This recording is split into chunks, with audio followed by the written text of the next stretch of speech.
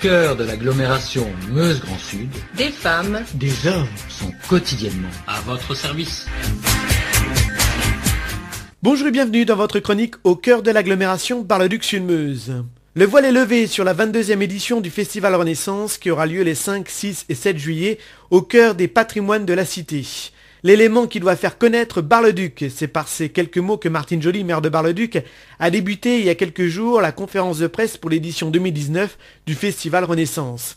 Un festival qui est ancré dans un projet annuel. L'objectif de ce programme est de faire vivre le festival tout au long de l'année grâce à des actions et aux associations du territoire, pas uniquement qu'un week-end en juillet. Le thème cette année est l'ombre et la lumière. Pourquoi ce thème ? Franck Moreau, directeur du festival. Depuis 4 ans, le festival se réancre dans la ville, dans son territoire. Et Renaissance, on s'est posé la question de lui redonner du sens lors de cette opération de réancrage pour que chacun puisse se réapproprier ce festival. Renaissance, avec son S, c'est tout simplement parler du patrimoine, des choses anciennes, sous un angle nouveau, contemporain. Et ces thématiques sont là pour interroger des choses qui étaient déjà là à la Renaissance et qui sont encore d'actualité, encore percutantes aujourd'hui. S'interroger sur l'ombre et la lumière, aujourd'hui, c'est s'intéresser à la dualité de l'homme, son côté sombre, son côté clair. 44 compagnies, dont 2 européennes, et 300 artistes contribueront cette année les vendredis 5, samedi 6 et dimanche 7 juillet prochain au festival. Les 3/4 des 44 compagnies ne sont jamais venues à Bar-le-Duc. Des spectacles, du théâtre de rue, des déambulations, des installations fixes, des expositions, du libre cours, spectacles adaptés dans les maisons de retraite et les crèches, marchés, création de l'ACB Scène Nationale seront entre autres au programme. L'ouverture et la clôture du festival reviendront aux Marseillais de Générique Vapeur. Le vendredi soir, dès 21h30, une folle déambulation dans le centre-ville. Franck Moreau. Une déambulation. Les Parisiens sont attentifs à cette ouverture.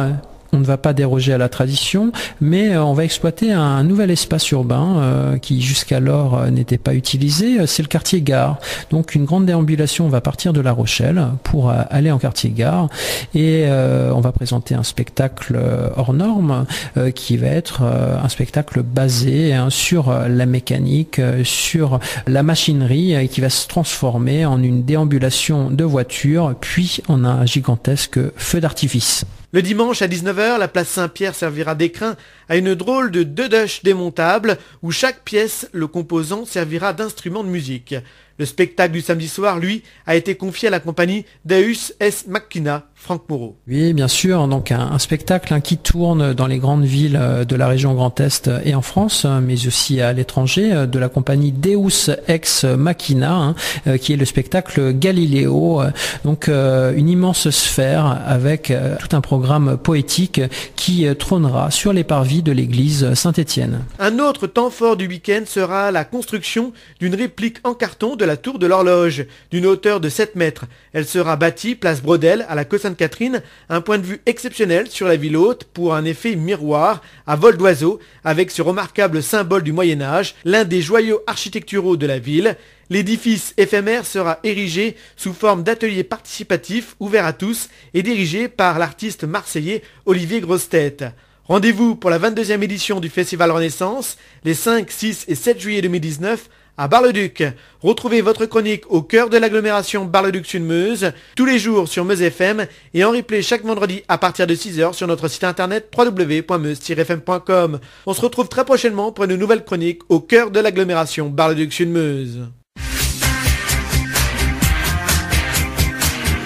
Au cœur de l'agglomération Meuse-Grand Sud, des femmes, des hommes sont quotidiennement à votre service.